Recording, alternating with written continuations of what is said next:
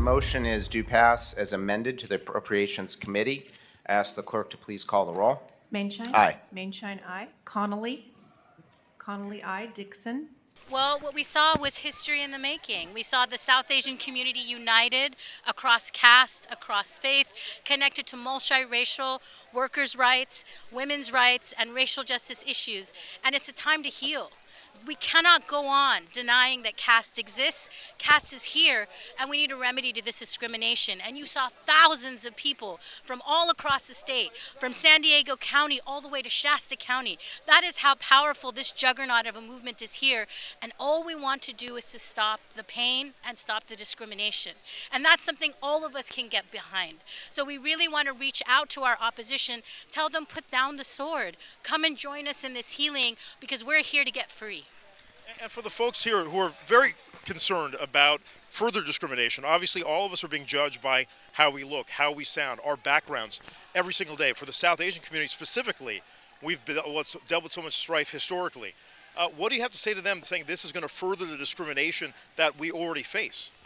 Well, I think one thing that's very important is that SB 403, the bill to end caste discrimination, only targets those that discriminate. If you don't discriminate, you won't have an issue. However, I think that there are people who are afraid, because whenever there is progress towards civil rights, there are people who are rooted in their fragility. And there's an answer to that. There's healing. There's circles where we can discuss and come together around reconciliation. But what we're not going to do is deny caste any further. Every single worker, family, and person who has faced caste discrimination that came forward will not stop until we are all free. Because this bill is also for our opponents. If they face caste discrimination, they can also experience it. So I'm really, really hoping that we can come together and heal.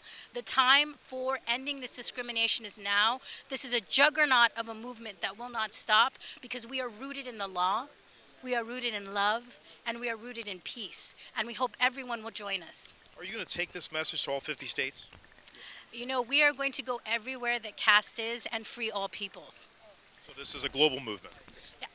We were always a global movement. We are all Ambedkar's children.